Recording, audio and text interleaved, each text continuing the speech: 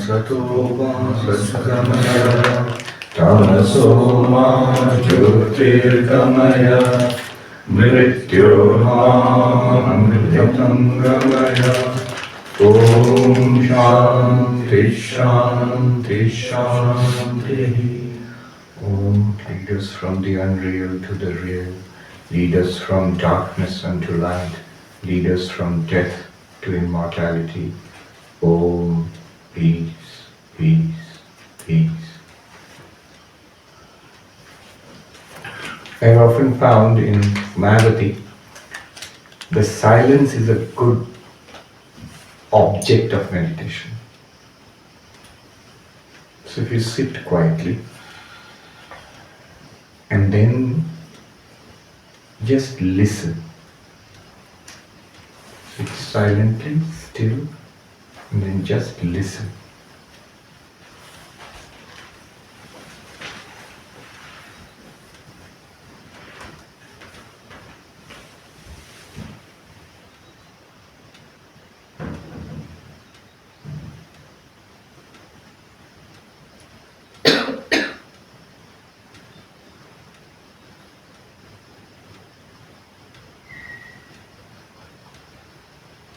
This silence,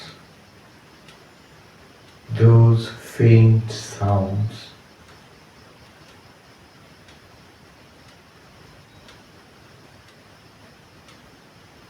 to what are they appearing?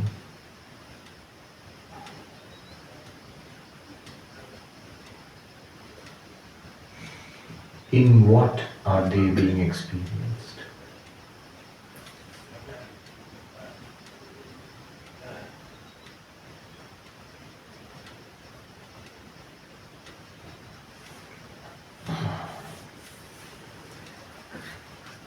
Alright.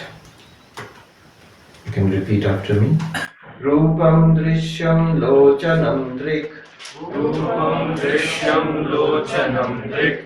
Tadrishyam Driktu Manasam. Tadrishyam Driktu Manasam. Drishyadhivrittaya Sakshi. Drishyadhivrittaya Sakshi. Drigeva natu drishyate. Drigeva natu drishyate. Forms, colors are seen, eye is the seer. Eye is seen, quote unquote. Mind is the seer. Movements in the mind, dhivritti, are seen. Dhi here means the mind. So dhivritti, movements of the mind, are seen, quote unquote. Seen means you experience them introspectively. And the seer, we just label it Sakshi. This Sakshi never becomes an object. That's the first verse.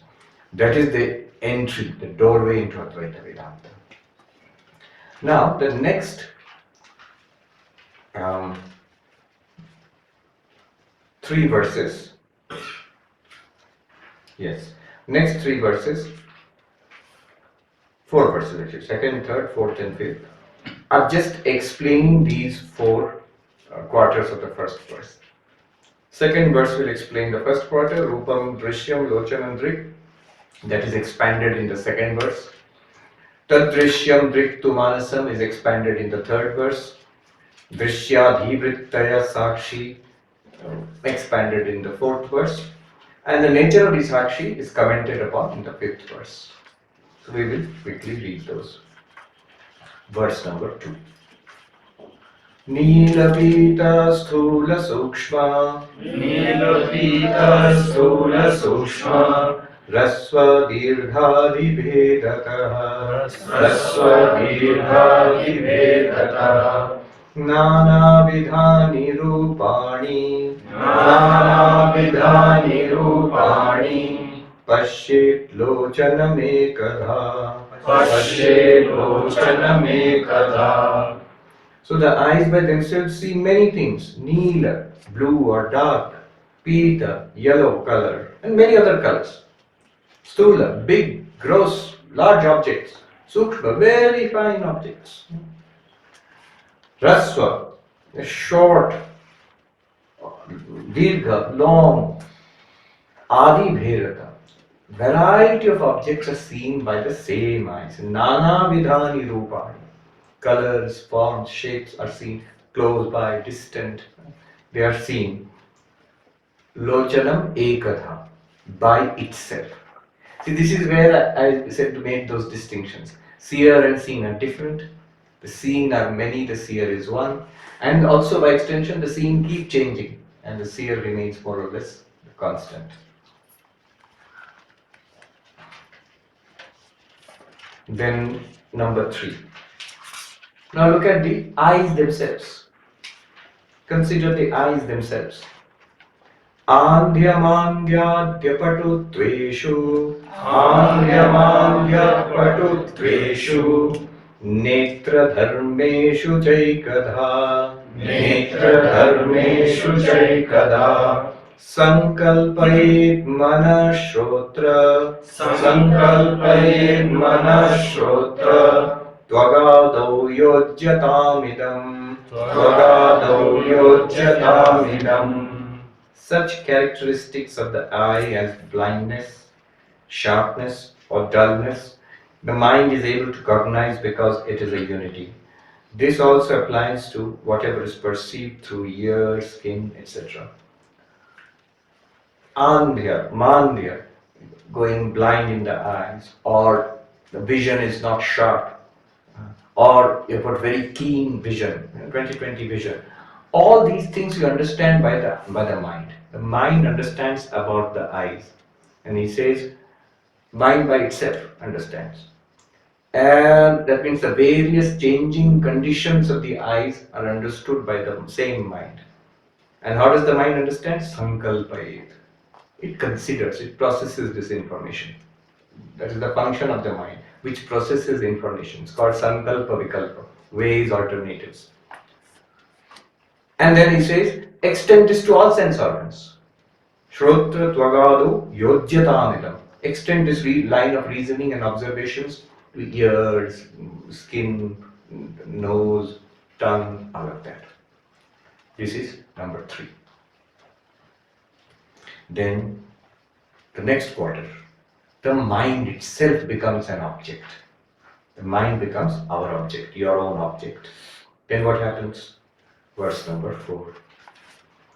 Kama sankalpa sandeho Kama sankalpa sandeho Shraddha shraddhe trititare Shraddha shraddhe trititare Riddhir virityevamadin Riddhir-virityevamadin Bhasayatye kadachitihi Bhasayatye kadachitihi. Your consciousness, chit, is in the feminine it's used, chiti.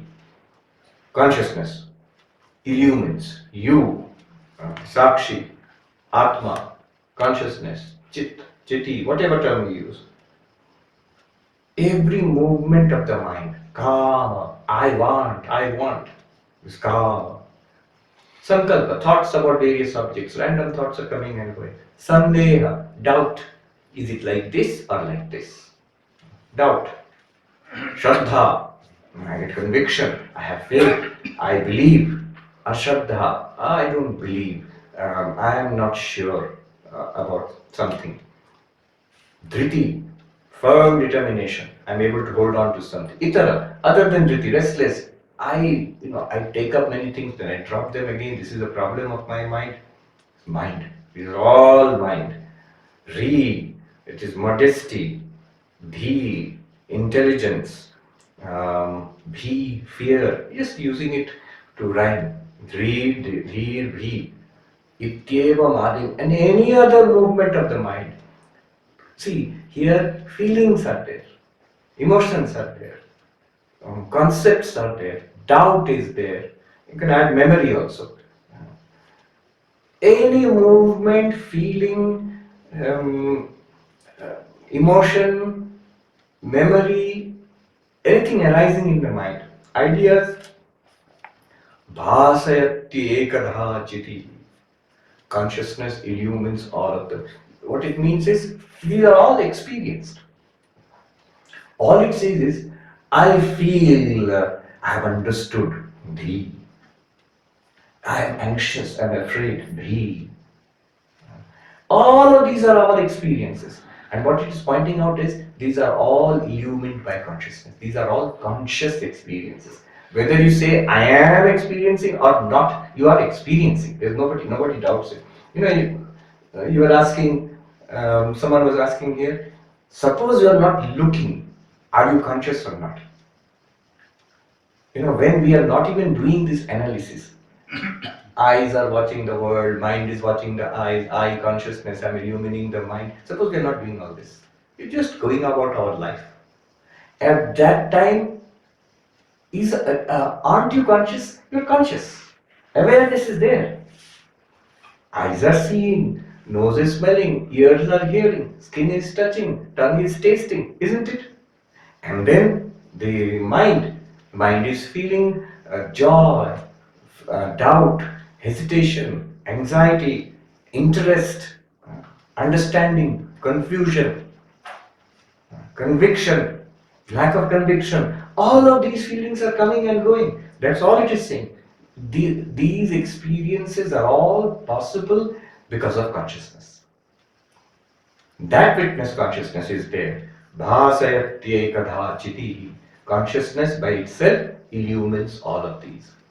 And remember, our three observations. The seer is different from the seen. Drashta is different from drishya. So this consciousness is different from desire, from doubt, from courage, from understanding, from confusion. This consciousness is different. It illumines all of that. And this consciousness is one. These are many types of thoughts. These are many types of feelings. But this consciousness is one. These are changing continuously. These thoughts, stream of thoughts. But consciousness is not changing. It has only one characteristic, illumination. Or to put it in modern consciousness studies language, first person experience. Subjective experience, first person experience. That is continuous in our lives. What this analysis does is to isolate that first person experience nature apart from the contents. Make an analytic distinction between consciousness, first person experience on one hand, and the varieties of experience, the contents of experience. Some of those contents are physical, some are sensory, some are mental. These distinctions have been made. Consciousness by itself is one, ever shining, never changing. Distinct from its contents. Distinct from what it illumines. So light is coming in here. There are many things here which this light is illuminating, but light is distinct from them. It does one thing. Whenever it comes into contact with anything, it illumines that.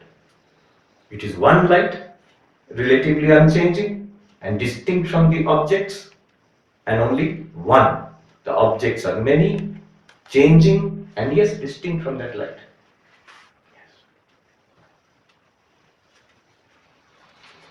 What is the nature of this consciousness? That it illumines. It gives you first person experience. That shining, everything else shines. By its light, everything here is revealed. Upanishad, Kathopanishad, Mundakopanishad, Tameva bhantam anubhati sarvam tasya bhasa sarvamidam vibhati. By that light, everything here is lit up. That shining, everything else shines. That is what? You. The drashta, the seer. You shining, everything here shines. By your light, or more precisely, by you the light, everything here is lit up. Everything here means mind is lit up. Then the senses are lit up. And then the world is lit up. Lit up means first person experience. So, this is what we have brought up to verse number 4. Now, one verse on the nature of the Sakshi, on the nature of pure consciousness, on our real nature, nature of the Drashtana. All of this is Drishya. Number 5th verse, nature of the Drashta. We will read this and then spend some time on it. Number 5. Nodeti nastametyesha, nodeti nastametyesha, न वृद्धिं याति न क्षयम् न वृद्धिं याति न क्षयम् स्वयं विभात्यथन्यानि स्वयं विभात्यथान्यानि भासयेत् साधनं विना भासयेत् साधनं विना. This consciousness does neither rise nor set. It does not increase nor does it suffer decay.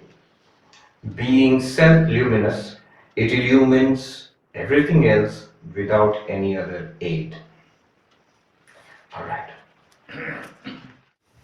Now let's spend some time on this.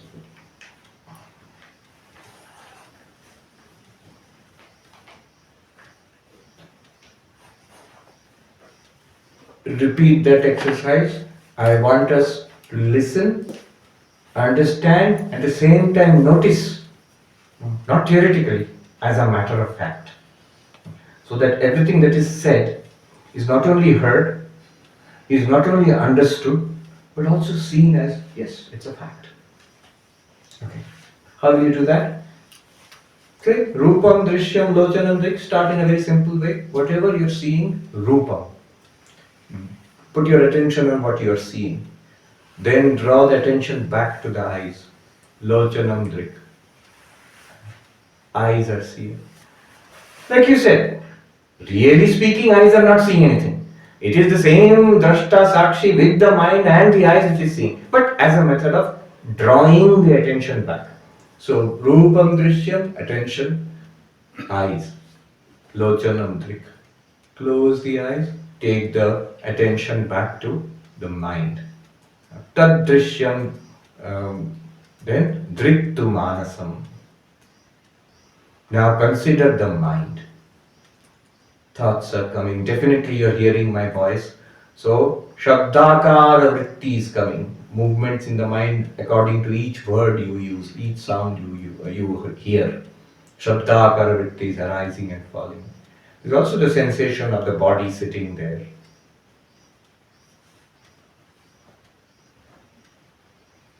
Silence, other sounds. So these are all vrittis in the mind, and they are all appearing to me. Drigeva natu drishyate. This sakshi, this witness consciousness, we will call it I am. I am. This sakshi only, this awareness only. I am. In this I am, there are two parts. One is awareness, one is existence. They are not distinct parts, they are rather one identity. If we want, we can make that am, I am. The am refers to existence, is, exists. My astitva, my very existence. This is the isness, the amness, which Descartes could not deny. Whoever denies it, it's the very self of that one, cogito ergo sum. He was referring to this existence which cannot be denied. And clearly I exist. So this is referred to by am. But this is not a dull, dead am. If you look outside all other existences, table, chair, they exist, but they don't reveal themselves. You reveal them. The light comes and reveals the chair or table. The light itself is revealed by your eyes. The eyes are revealed by the mind. The mind is revealed by you, the consciousness. So the am is not a dull, dead, not shining am. It's an ever shining am. This shining nature, this consciousness aspect of it, let's call it I. Vertical I. So we are experiencing the Sakshi. And more clearly, what is this Sakshi? I am. It exists, it shines.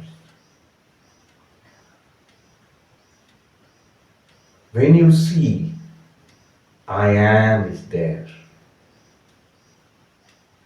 And when you hear something, like now you are hearing,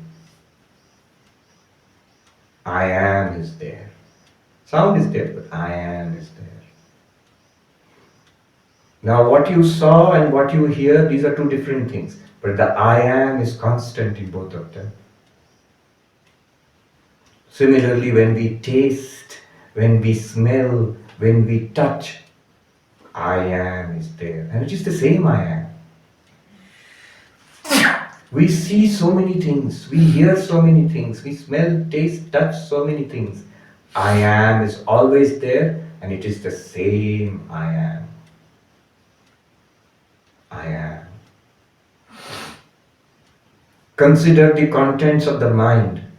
Thoughts, when we think, I am is there. Otherwise, we would not have the experience of thinking. When we remember or we do not remember, I am is there. When we are happy, when we are sad, I am is there. When we understand, I am is there. When we do not understand, I am is there.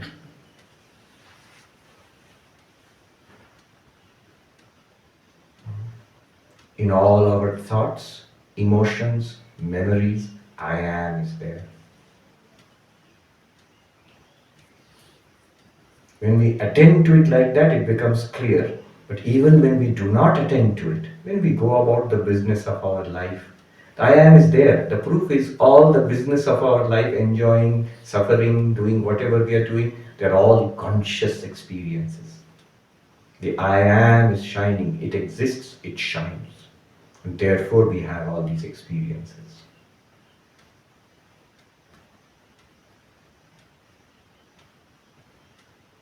And in the midst of the absence of sensory and mental experiences, the I am is there.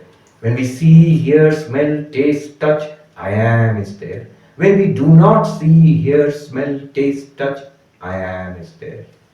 Notice, when I am speaking, the I am is there. When I stop speaking, there will be sudden silence, but you will note, I am is there. Now.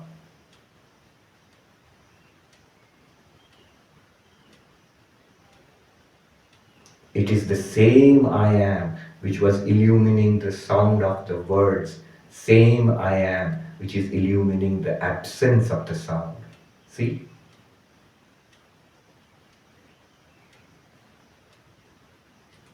Presence of sight, sound, smell, taste, touch, and the absence of them also is illumined by the same I am.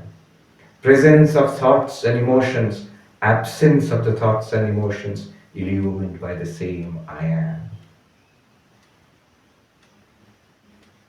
It is always there, never changing, always existing, always shining. When we act, when we walk, when we talk, when we drive and cook and do office work and do intellectual work, physical work, gardening, I am is there. When we lie down still in yoga nidra, shavasana, I am is there, illumining all actions and the absence of actions. I am shines.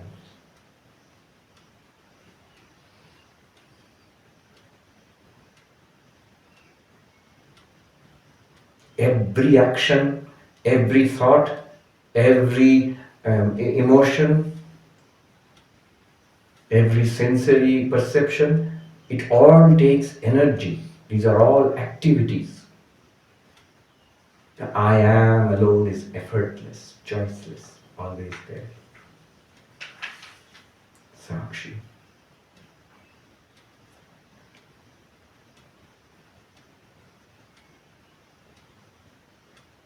Throughout our waking life, I am is there, constant, shining, enabling the waking life.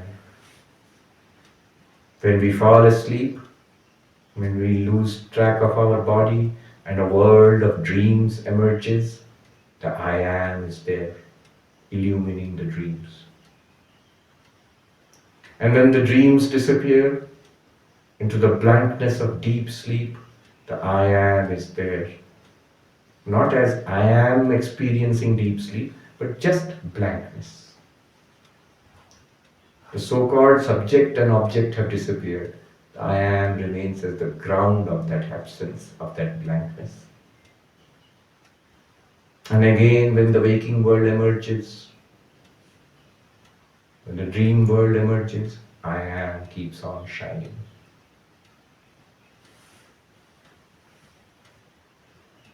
Sensations, thoughts, emotions, memories, even the sense of ego, all of these shine in the I am. Notice, supposing I am was not there, then none of them would be experienced. There would be no thoughts, no perceptions, no ego even, no actions, no experience of action, no experience of external world, whether it exists or not. No waking, dreaming, deep sleep also, if the I am were not there.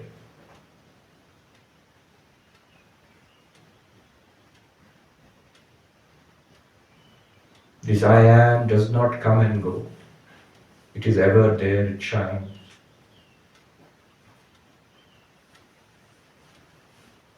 Now we will go deeper.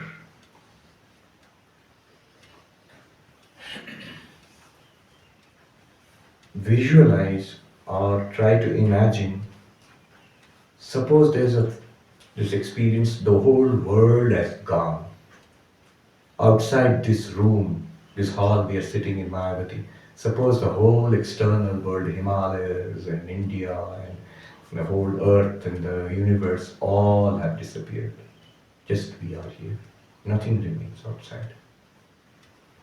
Then imagine, other than the body which is sitting there on the asana or on the chair, everybody else has disappeared.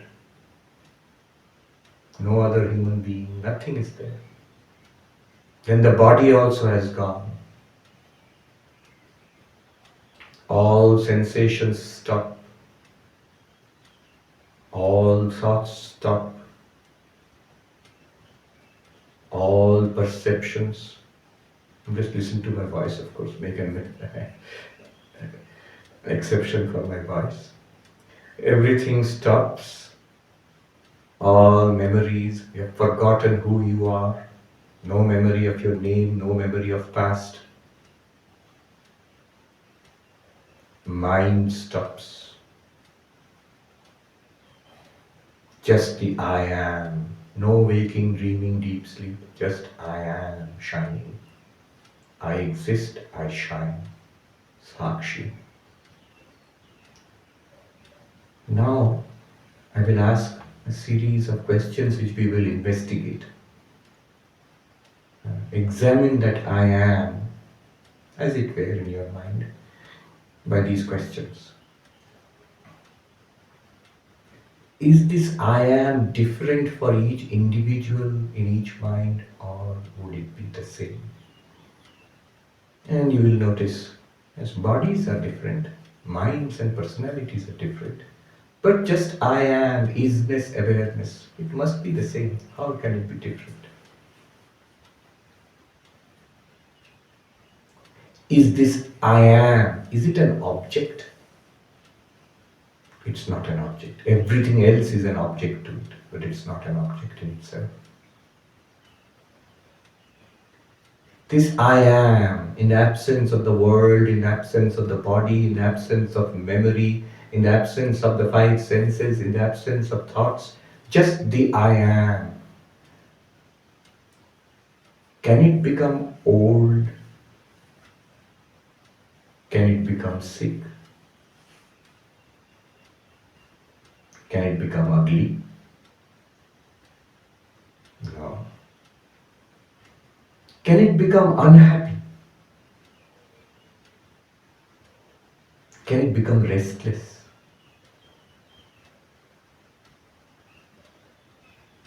Does it need anything? Is it expecting anything, waiting for anything?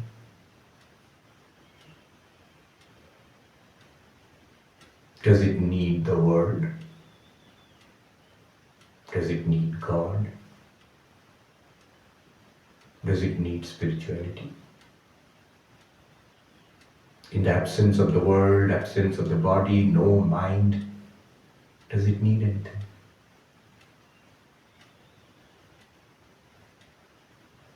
Can it become depressed?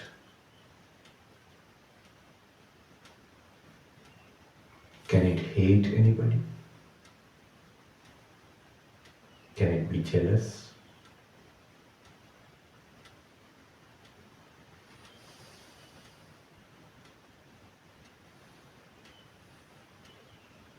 How far is it?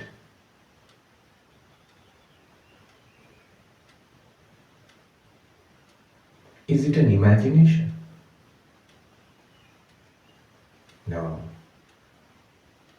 Everything else is like its imagination, but it is not an imagination itself. All facts are revealed by it. All imaginations are also revealed by it.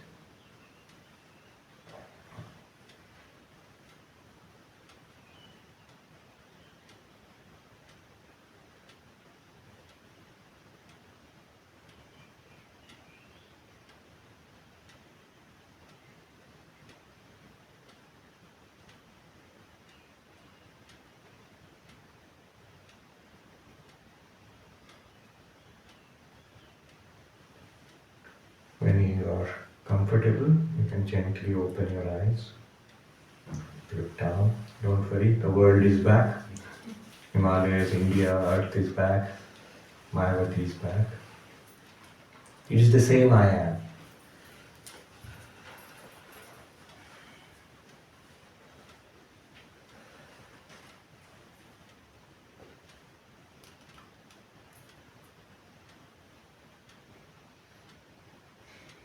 It is the illuminer of everything. And then you should consider what it is in the absence of everything else. Notice it has no problems.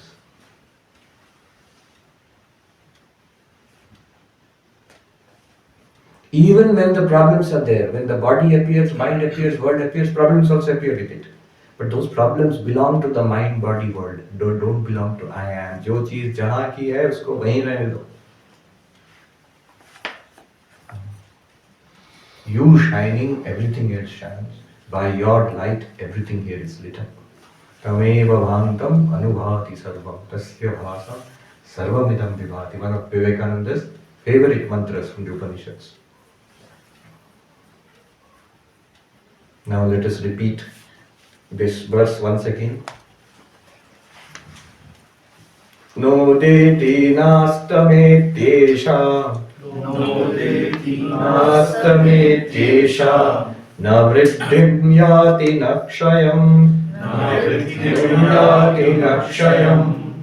swayam vibhatyatanyani bhasayet sadhanam vina no deti nastametyesha. This is a sun which shines, which neither rises nor sets. Sun rises, sun sets from our perspective. But this sun of consciousness neither rises nor sets. It is one and constant. Always shining, always the same. Everything else changes. You say, but why not? Theoretically, let us suppose consciousness changes. This consciousness actually changes. If it changes, the question will be, will that change be observed or not observed? Will that change be known or unknown? If you say it is known, observed, then the change is an object or a change in some object. Then the change, let it remain in the object. Where is the change? Why are you taking it on the Sakshi? If it is an observed change, Drishya, it becomes Drishya. Sakshi is Drashta. And Drashta and Drishya are different. And it's not the Sakshi which is changing. Something else is changing. And if you say it is unobserved, let the Sakshi change. Consciousness, I am, is changing, but it is unobserved. Why talk about it then? If it is no way it can be experienced, then why talk about it? You should be able to experience it in some way. It should affect us in some way. Then only we can claim that there is a change. But if nothing is experienceable about it, why talk about it? So, No deity nastameti. This is the sun which neither rises nor sets. The sunrise, sunset from our perspective. Actually in the sun, no sunrise, no sunset. You can say there is no day and night in the sun, or there is only day, eternal day in the sun, always shining. This is I am. Yes, but increase and decrease is there. Morning after cup of tea, very conscious. Then afternoon, after long Vedanta talk and tired, less conscious. And fall asleep at night, no consciousness at all. Then why are you saying that consciousness does not increase or decrease? No, it is not consciousness which is increasing or decreasing. It is the increases and decreases, so-called I feel more conscious or less conscious, I feel more alert or less alert, that's the mind. Mind. I feel more energetic, feel less energetic and exhausted, that is prana. Moment you feel more or less, sharp or dull, already it is drishya. When it belongs to something, some drishya, it does not belong to consciousness. Consciousness will say that, and from Sakshi perspective, why only waking and dreaming? Why only alert or dull? When the body is dying, I say in the ICU, mind is completely dull, unable to think about one coherent thought also. I am is shining ever, as ever. I experienced it once. I was sick once long ago, I think nearly 30 years ago. And I was in the hospital, in Ramakrishna Mission Hospital in Calcutta. And I was a young brahmachari at that time. I did not know what had happened. They later told me it's hypoglycemia. So I was on the IV drip for a long time. And then I thought I could eat. So I told them to take off the drip. But then I could not eat. And I threw up whatever I was eating. So no nutrition was going in. Neither through the IV nor through eating. Suddenly I felt I'm going into some dark well. I can't see properly. All sensory inputs, voice and all, nothing is clear. Complete, tremendous weakness. The whole body is sinking only. Thoughts are also wild. Unable to formulate one clear thought. Thoughts, memories, it's all tangled up. Like in a dream. Light dream between waking and sleeping, like that, confused thinking. But I was aware. Later when I reflect back upon it, awareness is exactly constant. It's the contents, the objects, the drishya which changed. And then the doctors came and they understood what was happening. They put IV and pumped some glucose into me. And within minutes, perfectly alright. The contents became perfectly alright. Consciousness, I am same. I am does not have hypoglycemia. At the point of death also, when the physical body dies, maybe the mind transmigrates, who knows, goes from this body to another body, the I am will illumine all of that without any change. Na vriddhim yati nakshayam. You say, hyper conscious in America, they take drugs, LSD and psilocybin. No, what those drugs are doing, they're affecting the brain, and the brain is presenting different kinds of contents to the same consciousness. And you're feeling more alert, new types of experiences. Contents of experience have changed. I am, the shining is I, the am is the isness, existence. Sakshi has these two components. One good way of putting Sakshi is I am. That is constant. It cannot be affected by drugs. That does not mean you will take drugs. It will damage the body and create bad habits. So, I am is constant. Na vriddhim yati nakshayam. Swayam vibhati athanyani bhasayet. Okay, here is a very important central concept of Advaita Vedanta called Swaprakasha. Swaprakasha. Consciousness, Sakshi, Drashta, I am. It illumines everything else and reveals itself. What does that mean? The example is light. So this place will be dark. And then that light comes. and it reveals everything here. When it was dark, the table did not reveal that table did not reveal this chair, the chair did not reveal the carpet, this room did not reveal that room. They are all dark. Not only they do not reveal each other, they do not reveal themselves. The chair is not shining, table is not shining, room is not shining, no. They neither reveal themselves, these objects, nor do they reveal other things. It is light which comes and reveals all the objects, plus the light reveals itself. You don't need another light to reveal that light. You don't need that light to reveal that light. You don't need that light to reveal that light. The light reveals everything here and reveals the object and it reveals itself also. This revealing everything and revealing itself is called Swaprakasha, self-luminosity. Consciousness is the only thing which is self-luminous, not light. But this light also will be revealed only when you see. Lochanam Drig Drishya. But the eyes, they are also not self-luminous. They will be revealed when the mind pays attention. If you don't pay attention, you will be looking at me. But if you don't pay attention, you will not see anything. And the mind is also not revealed. It is revealed only by consciousness. But consciousness, I am, is that which reveals the mind, the senses, the body, the world, and it reveals itself also. This is called self-luminous. Swaprakasha. Now let us go a little deeper into this analysis. What is this Swaprakasha? How is it different from our usual knowing things? What do I mean by Swaprakasha is, this consciousness with the help of mind and senses knows different things. I see, I hear, I smell, I taste, I touch. But that consciousness itself, how is it known? It does not need another consciousness. It does not need another mind or eyes. You cannot see the consciousness, hear it, smell it, taste it, touch it. Mind cannot capture it, objectify it. Then how is this consciousness known? How is the I am known? You can say it shines. That shining, everything it shines. That's poetic language. But how do you know it? It is like this. Whenever we know anything, any knowledge, this is epistemology, how knowledge is gained. There is always this structure. There is a knower. There is an object to be known, external or internal object to be known, and there is a method of knowledge, some instrument of knowledge. As a knower, I am the knower,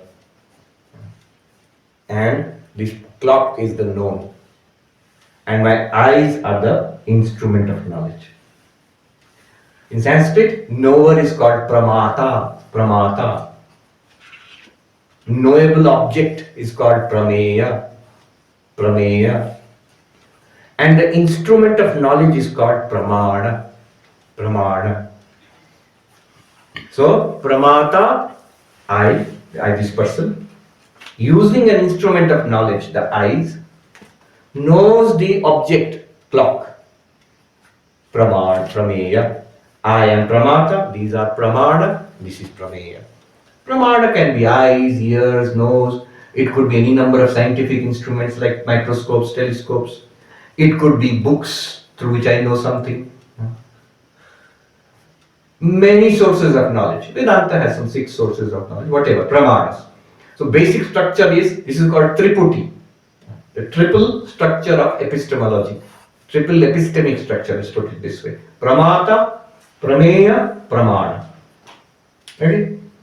So every knowledge happens in that way, whether you are seeing, hearing, whether you are understanding, whether you are doing inference, common sense, scientific, everything happens in this way. This is the structure. But except one thing. You yourself, Sakshi, I am. Is there the same structure there, Triputi? Pramata, Pramana, Prameya? There can't be. Why not? If it is there, I am. No, after all, I am is the one with the help of the mind and the eyes which is knowing the clock. But that I am, how is it known? If I say this, that I am becomes an object of knowledge. Prameya. then there must be some other pramata. A second I am, second Sakshi, with some instrument of knowledge will know this Sakshi. But clearly it is not happening like that. And that Sakshi, how will that be known? A third Sakshi, using some other instrument of knowledge, knowing that second Sakshi, which will know the first Sakshi, which will know the rest of the world. No, it cannot happen like that. It will go back into what is called regressus ad infinitum. In Sanskrit, it is called anavastha dosha. It's a fallacy in logic. It's a fallacy in philosophy. If this is happening, regressus ad infinitum, then something has gone wrong with our analysis. So the usual epistemic structure of knower, means of knowledge and object of knowledge does not apply to our knowledge of our own existence, Sakshi. And yet we know that we exist. Descartes said, that's the only knowledge which cannot be doubted. The only knowledge which cannot be doubted. And yet that knowledge does not come through knower, instrument of knowledge, object of knowledge. Pramana, prameya, pramana.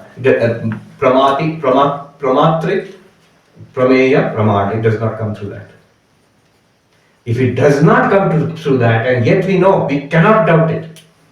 Descartes said, cogito ergo sum. 800 years before Descartes, Shankaracharya writes, Yaeva tasya nirakarta tasyeva atmakatvat, or tasyeva atmakatvat, I think.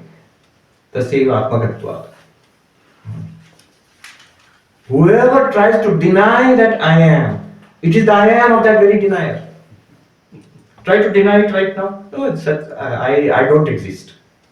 It immediately will be demonstrated to you that you exist at least as that denier, the one who is denying that. That's direct experience to you. How is that known then?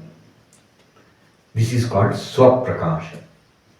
The I am, the Sakshi, consciousness itself, it shines, revealing itself and illumines everything else.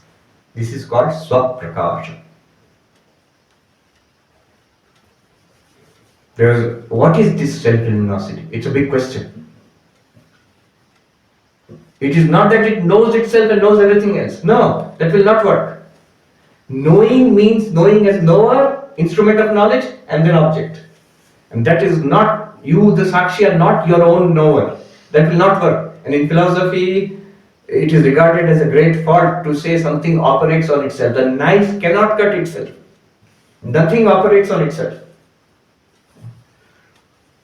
So this is not usual kind of knowledge. It is something else. And that something else must be something very, very fundamental, because it is the basis of all knowledge. Without that, Swaprakasha, I am, no knowledge is possible. Just now we did that meditation. Whether you are seeing, hearing, smelling, tasting, touching, I am is there. Whether you are thinking, remembering, enjoying, suffering, I am is there. Whether you are waking, dreaming, sleeping, I am is there. Whether you are doing any action, walking, talking, driving, cooking, I am is there. It is the basis of all of this. But without that I am, none of these experiences will be possible. Remember, this, what I am saying now, all of this you should be able to check immediately and say, yeah, it's a fact. It should not be Gyan de raha hai. It should be like, yeah, that's true. That I am, that Sakshi. Suppose, try to imagine it is not there. Then what will happen? What will be there then? Nothing. Nothing. No life. No experience. No existence. From your perspective. All inner perspective. It just disappears. The whole thing will go into, even zero will lie. Absence also will not be seen. It's impossible to imagine. It's impossible to imagine. It's more possible to imagine whole world is gone. That is possible to imagine. I am the witness of the absence of the universe. But absence of that is impossible to imagine. To imagine that also you have to be there. So, that I am is fundamental to all knowledge. That's why this Swaprakasha is an extraordinary point of Advaita Vedanta. Advaita Vedanta, we say Tattvamasi, that's one way of putting it. A little, if you say thoda khol ke boliye, open it up a little more. Then Brahma Satyam Jagat Mithya Jiva Brahmaiva Napara. If you want it in a darshanik, in a deep philosophic sense, what is Advaita saying? It is saying two things. Swaprakasha, Mithyatva. Jagat Mithyatva and Swaprakasha of your own self, put them together, you get Advaita Vedanta. So it's Swaprakasha and Mithyatva. So philosophical discussion, advanced cutting edge discussion, deep discussion about non-duality will involve these two. What is Swaprakasha and what do you mean by falsity of the world? These two will be very deep discussion. That's why Advaita dialectics, Chitsukhi, Khandana Khanda Kadya, Advaita Siddhi, they discuss these topics. What do you mean by falsity? That's later. But what do you mean by Swaprakasha, self-luminosity? So there's a text, Chitsukhi, Tattva Pradipika. Tattva Pradipika, written by Chitsukha Acharya 700 years ago. Don't try to read, you can try to read it. Somebody said it's a brain fryer. You fry your brains. Our Acharya, the master from whom I studied, Swami Tattva ji, Gaudash Maharaj. So when I was a brahmachari, 30 years ago, at that time I used to see every week he will go and study with a pandit one text, this Chitsukhi.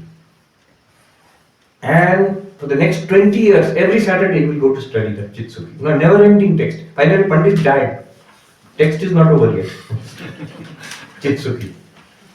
There, the master Chitsukacharya takes up this question. What is Swaprakasha? Can you define it? And he goes through 11 definitions. Each one is defective. Takes up one definition, the defective.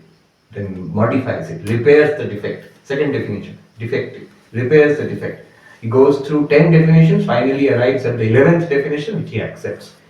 Which is a good way of trying to understand what is Swaprakasha. If you see the definition, it will take you directly to the witness consciousness. What is the definition? This is such beautiful things. If you get it, it's just one step away from self-realization.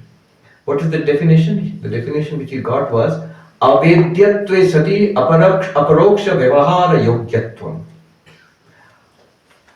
Though it cannot be objectified, known in an objective sense, Avedyatve sati, being unknowable in an objective sense, it is capable of being revealed non-indirectly. The I am, do you remember I asked you a question? That I am, is it an object? Is it an object which you can say? Do you remember in the meditation? Or you are not listening? How will we listen? Everything has disappeared. You have also disappeared. I said make an exception for my voice.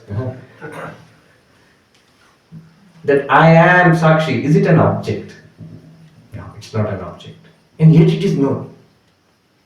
It is more than known. Descartes said you cannot deny it.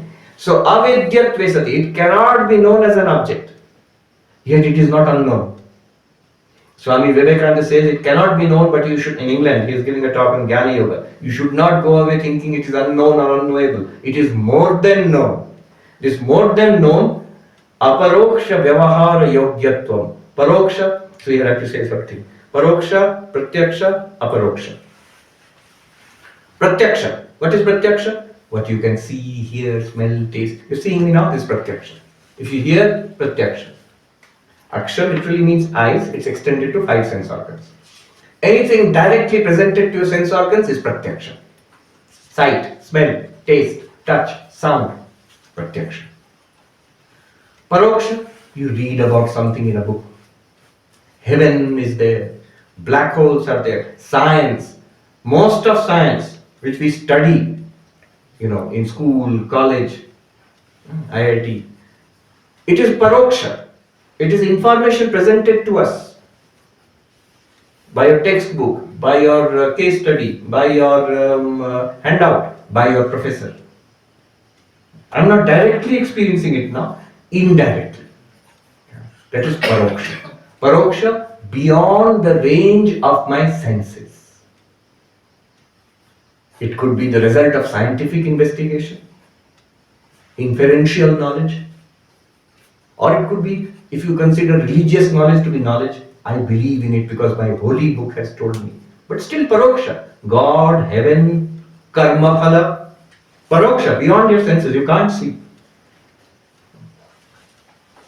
Then there is something called aparoksha.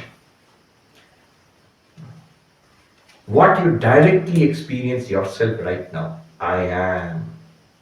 It's not experienced through senses. It is not experienced, it's not read in a book.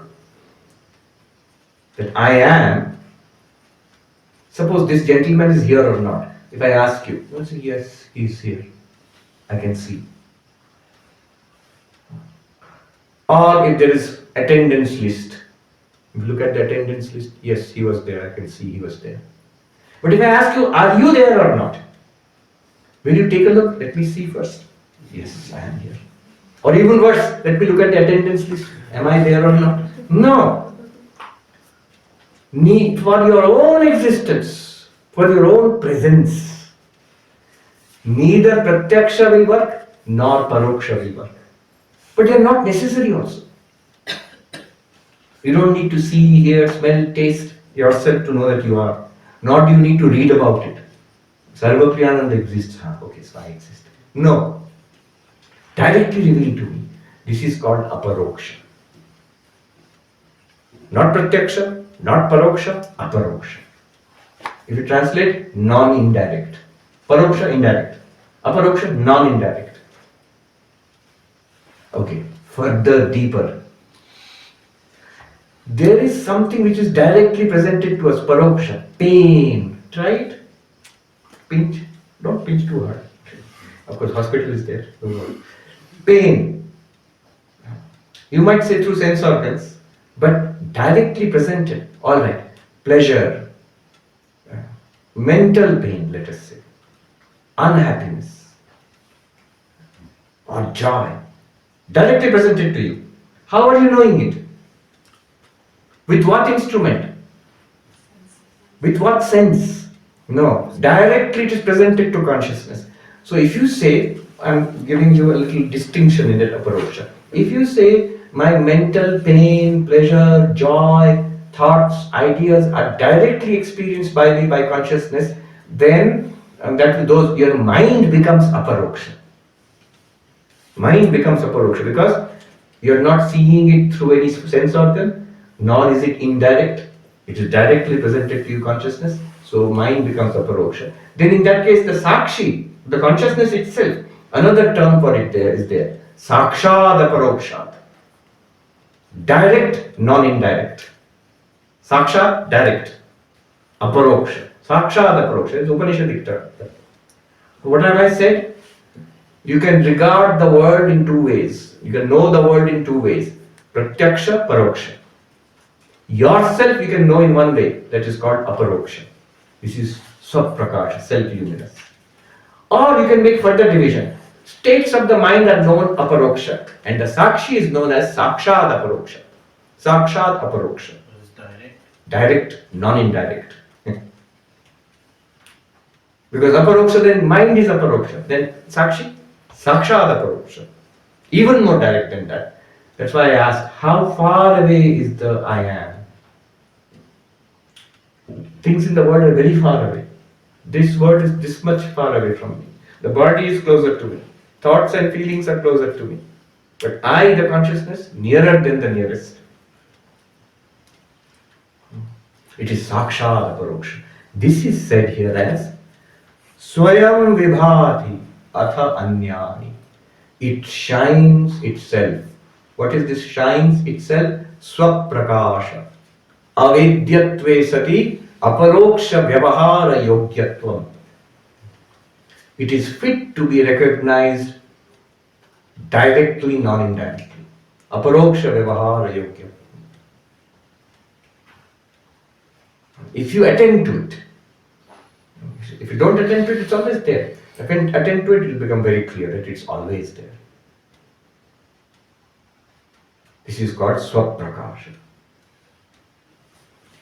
Atha anyani bhasaya, and illumines everything. Tameva bhantam anubhati sarvam. That shining, everything else shines. By its light, everything here is lit up. That shining, you shining. Everything else, mind, senses, body. Mind is revealed directly by consciousness. Or you can say indirectly through reflected consciousness. That will come next. And then your body and senses are revealed through the mind. And through the senses and the body is revealed external universe. This body, senses, mind, these are called sadhana, instruments. Consciousness itself reveals everything in the universe through instruments. So directly it shines. Bhase sadhanam vina anyani. It directly illumines the mind without any other instrument in between, and through the mind and other instruments reveals the world. This is the meaning of this verse. There were meditative analysis which we did. There are two parts to it. One was we designated the Sakshi as I am. And the Sakshi has two aspects, existence and consciousness. Recently I heard one or two American direct path teachers use a very nice new word, presence. Presence. So if you see, you are present. This presence has two aspects, existence and consciousness. I am is isness awareness. Then we did two kinds of analysis. In the presence of activities in universe. Remember, when we are seeing, hearing, smelling, tasting, touching, I am is constant. Waking, dreaming, deep sleep, I am is constant. In doing all kinds of actions, I am is constant. In the presence of the whole universe, body, mind, universe. And in the absence of the whole universe, consider the problem-free nature of I am. That we also did. Imagine that the world is not there, Himalayas are not there, this room is not there, body is not there, mind is, memories are not there, sense organs are not there, no thoughts, no ideas, just the I am. You cannot say that's not there, because for that not to be there, that has to be there. So that cannot be denied. I am is there. Now what are the characteristics of that I am? Bare I am. What problem does it have? What sadness does it have? Who is the enemy of that I am? What is it waiting for? What spiritual experience does it need? What Vedanta does it need? Nothing. And when it comes back into the world, it is the same I am, completely unchanged. Okay. Good. Now let us take up some questions. Yes. Thank you, Maharaj. In that little meditation that we did, where we had everything disappear and we were just left with kind of existence, awareness, that time you said it is one and one only, or something like that. Are you implicitly saying that we are all one consciousness? I am saying, first of all, I said, I did it in a graduated way. I just said, would it be the same? It may be different, but would it be the same? Yes. Because bodies are same, but bodies are different, minds are different, personalities are different, our histories are different, our memories are different, but bare consciousness in itself, I am in itself, would it not be the same in everybody? And then if you say it is exactly alike in everybody, Yes, alike. and then if you did everybody has one such thing, that would be Sankhya, and if you say no, it is one shining through all bodies and mind, that would be Vedanta, but we'll go there later. Okay. Thank you. Yes. In psychology they also say subconscious now. Where would you put it there, or simply Subconscious, it just means the part of the mind which is not illumined by reflected consciousness. That is what is meant by subconscious. So it's driven on its own? Which one? The part which is not illuminated? Not illuminated by the reflected consciousness, Yes. Chidabhasa. Yes. Chidabhasa. When it comes to the conscious level, because Chidabhasa illumines it, that's the definition of conscious. When you say I am conscious of something, it means it is illumined by reflected consciousness. That concept will come next. That part works. Huh. So that means there is something which is driving it. Yes. That's not consciousness. No, we will see that later. That will come later. You are asking a question about whether everything is in consciousness or not. We have not come to that yet. We are just appreciating what that I am, that witness consciousness, Sakshi is by itself. But now, what is the rest of this world? Is there something in this room apart from this Sakshi? This body, Why go to subconscious? Even this body, there are so many things happening in the body which are not known by consciousness. A doctor will examine this body and know so many things about the body, which I as the conscious being am not aware of at all. The reflected consciousness is not aware of. There are many things known to us, but many, many more things which are not known to us. And what is known to us, it's like a small band of light. Many things pass through it and pass out of it also. When the reflected consciousness, working through the mind, employs instruments of knowledge, like sense organs, like science, it gets to know certain pramayas. That is what we call knowledge. It's a narrow band thing. But what is the relationship of all those pramayas and also those things which are completely unknown right now, which may be known later, may not be known?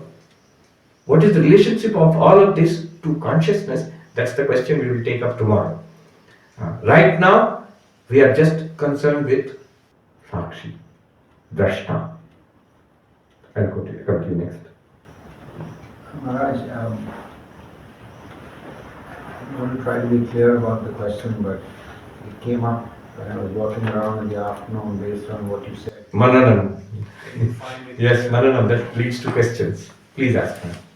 So we started the morning very beautifully, first principle, what we observe, the mind observes, and something is observing the mind, which is Sakshi. And there's no confusion, no doubt on that.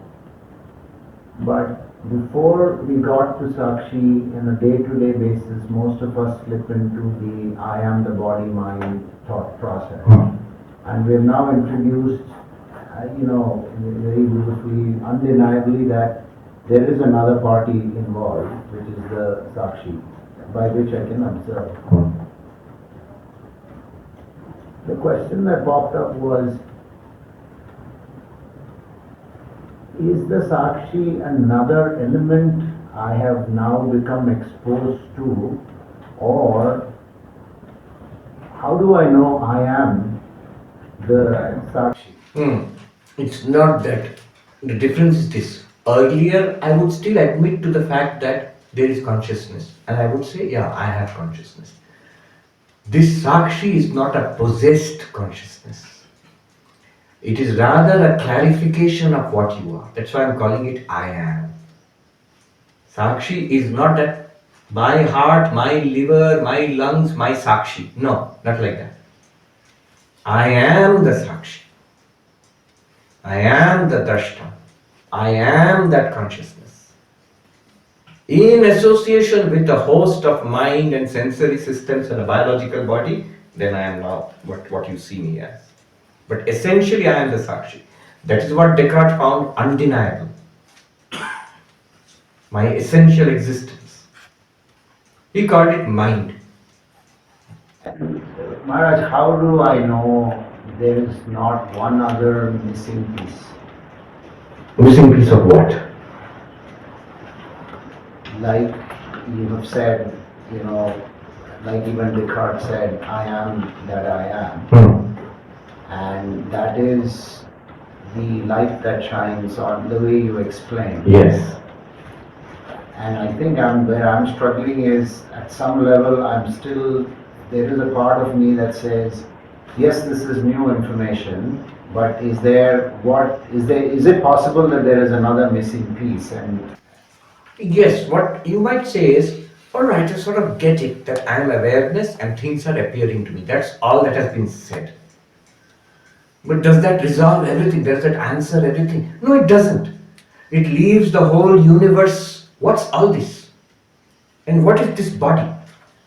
And all this analysis requires this mind.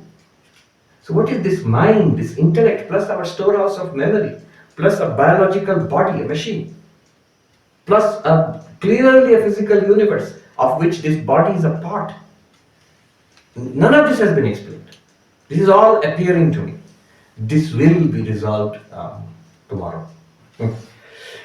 Without it, no non-duality is possible. It cannot be completed. Sankhya will say at this point, analysis is complete. What you are talking about, all of it, starting from the furthest galaxy and black hole to Your physical body to your mind and intellect, and all the inner workings which you feel, with your sakshi which you feel, all of that, put it under one head, call it nature. And if you want any further answer for that, care of science. Investigate it. You will find something about astronomy which will explain all of that. You will find something about physics which will explain this. You will find something through biology and physiology which will explain this. You will find something in psychology which will explain mind. All of that is nature, Prakriti. You are Purusha, consciousness. This much.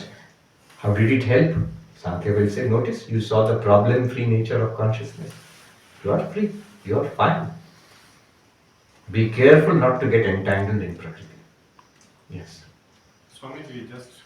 No, the gentleman you raised his hand. Let me continue.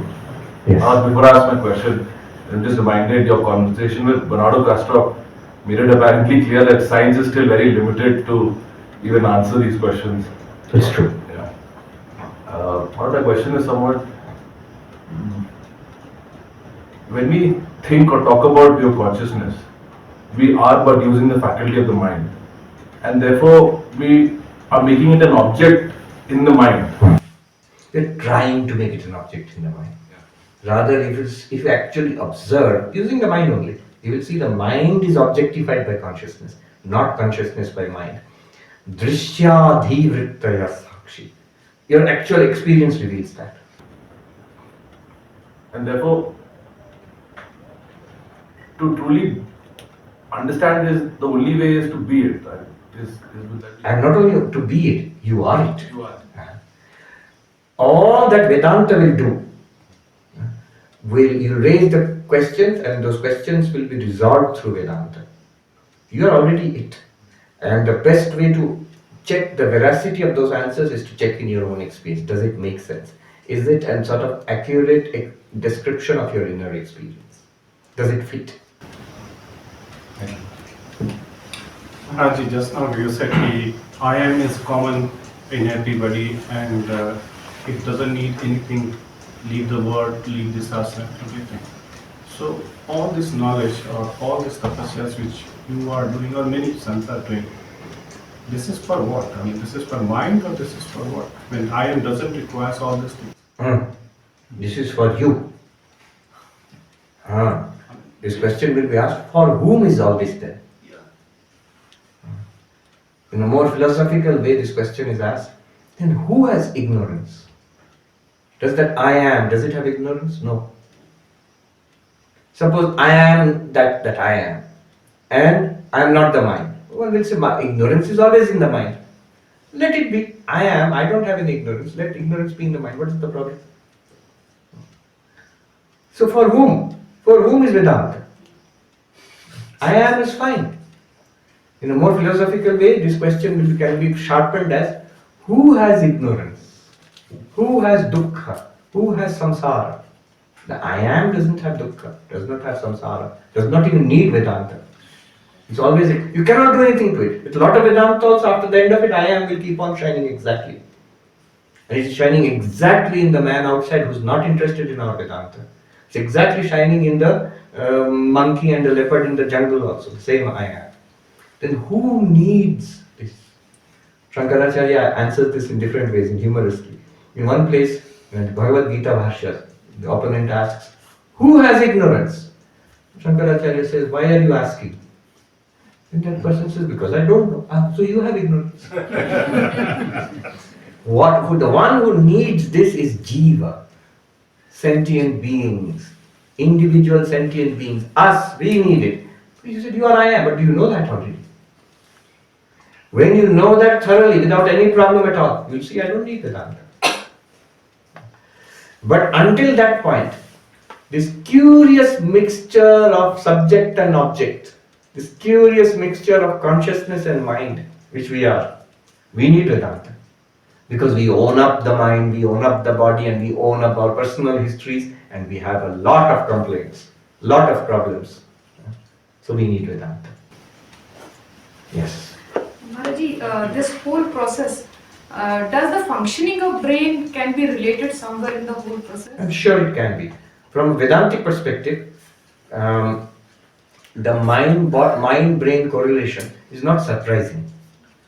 Because from what happens from Vedantic perspective, see, Vedanta has a very elegant and beautiful definition of consciousness and object, which consciousness studies still not have. It is still very vague. If you say to define consciousness in consciousness studies, there are so many operational definitions, none of them very clear. But ask Vedanta to define it, very clear. Anidam Chaitanyam, the not this consciousness.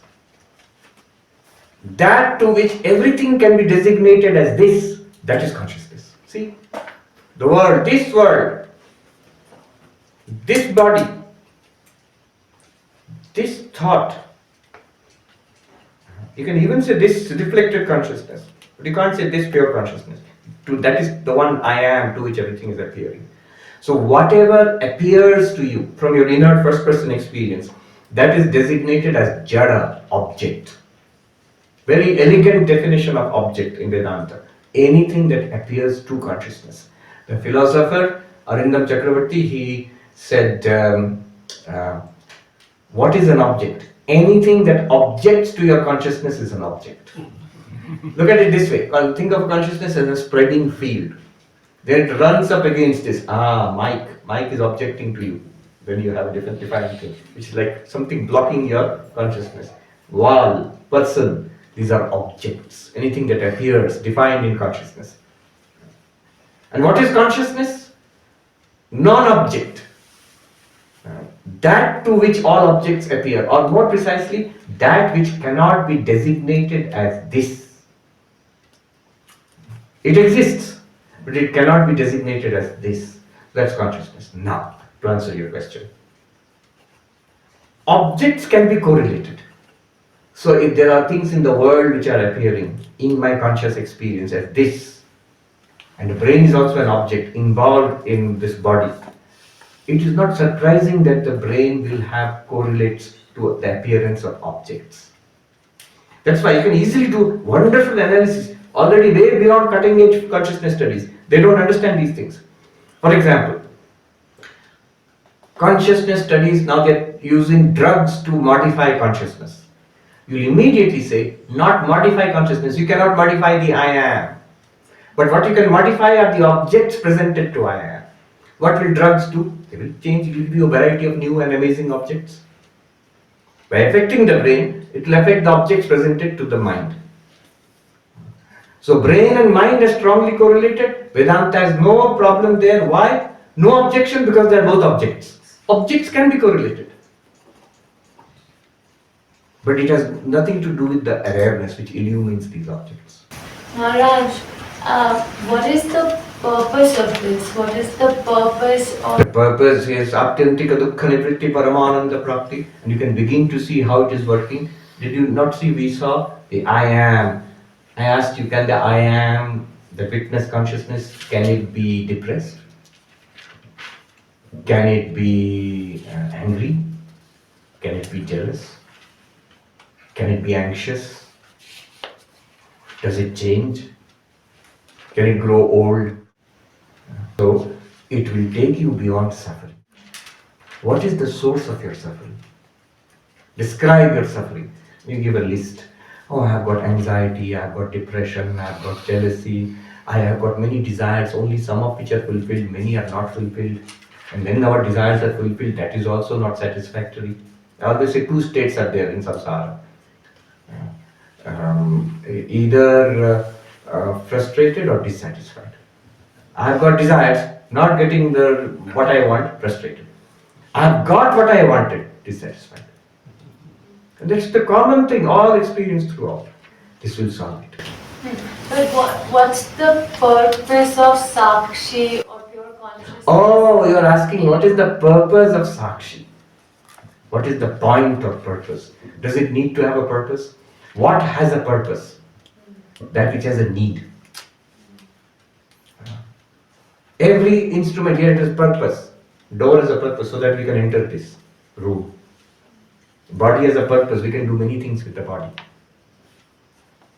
It's because it fulfills some need. But Sakshi has no need, so Sakshi has no purpose at all. Rather, it is the end of all purpose. I can relate it to something very deep. Sat, Chit, Ananda, existence, consciousness. There are three branches of philosophy: metaphysics, epistemology, and axiology. Or let me put the new terms: ontology, epistemology, axiology. Ontology is the study of reality. It used to be called metaphysics. What is real? Is world real? Is matter real? Is mind real? Is God real? What is real? Metaphysics. Then epistemology asks the question, how do you know these things? How do you know anything? Philosophy, science, religion, how do you know? God exists or does not exist, how do you know? We must answer that question, otherwise you can make any claim whatsoever, has no value. So epistemology. And axiology asks the question, what is the purpose? What's the point of it? What's the good of all these things? And Satchidananda answers all three questions. It just struck me very recently, a few years back only. What is real? Sat, existence. How do you do anything at all? Chit, consciousness. And what's the point of anything at all? Ananda, bliss, fulfillment. Fulfillment, Ananda, ultimately, the point of anything at the end of it must be the end of all purpose. Everything must go and culminate there. It is for this everything was there. But what is that thing for which everything is there? Tell me one thing for which everything is there. Everything else matters as a point, as a purpose, for one thing only. What is that? The self, you, I. From my perspective, everything here matters for me. Good and bad, happiness and sorrow, everything is ultimately related back to me. And it should all culminate, if at all spirituality, religion is true, it should all culminate in my complete and unending fulfillment, satisfaction. Your Purnatva, your Ananda is the point of it. And if you understand what Vedanta is saying, if you understand the Sakshi, you will realize you already have that Purnatva. You don't need anything else. If you do not know the Sakshi properly, then we feel apurna. I want to add something more so that I'll be fulfilled. And the purpose of everything is to add to me and make me happier and happier and happier, except it doesn't work. So the purpose of everything is the self. And if you know the self correctly, then that is the end of it. End of all purpose. This is the idea in Upanishads. Atma, self. Everything is loved for the sake of the self. Everything, it sounds very selfish. The whole universe is for you. That sounds like the most selfish person in the world. But that most selfish person has a right intuition. That ultimately everything in this universe is for the game of this life. Of all lives, the game of this universe is played for the self, capital S self, Atma. Until you come to realize what you are. Then you see you don't need any of it anymore. But then doesn't that become a need for the Atma? Which one? Doesn't it become a need for the pure consciousness to have everything for the self? Yes, until when you realize that everything is for yourself and you are nothing is other than you. The self is actually everything. Then it's fulfilled, it's done. Then there's nothing else apart from the self. That we have not come to yet. Now everything seems apart from the self. I am, and everything else is other than me. But we realize the I am by itself also has no need. Then next we will see what is all this universe. That part remains, non-duality remains. Maharaj, we often hear the term collective consciousness. And is that the common light or the common Sakshi? No. Now many things you can see now, which you will see, understand the fallacy. If I just use the term collective consciousness, often it is used. You will say from Vedantic perspective, it cannot be collective consciousness. It can be collective mind. All of us individual beings as a collective self, yes. As a collective mind, yes. Collective consciousness, no. Where is collective I am? It still be I am. Well, Maharaj, just wanted to know that this knowing of I am, I mean, that feeling that I am, and not knowing it. Is this that error where a human life, if until and unless that I am is known, it's in an error situation? Yes. That is where we are. We are actually Brahmadev, but we are behaving like Brahmadev. We are all in error. That is the conclusion of Advaita Vedanta. That is the conclusion of Adi Shankaracharya. And that's why vichar, inquiry, to correct any error, what is necessary? Knowledge. Knowledge of what? Knowledge of the truth. Then it will correct my error. It's not a snake. You are in error when you think it's a snake. It's a rope. The rope knowledge will correct snake error. This Brahman knowledge, Atman knowledge will correct my Jiva error. I am actually not a Jiva. Jiva Brahmaiva Napara. Jiva is none other than Brahman.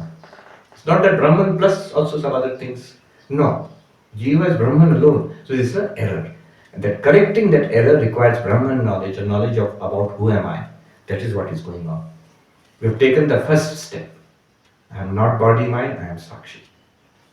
See, now you can easily understand Shankaracharya's. We chanted in the morning, directly you can understand.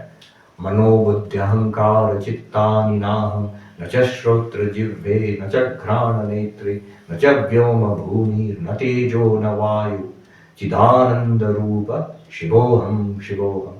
Those first three lines, what is that? They are all drishya.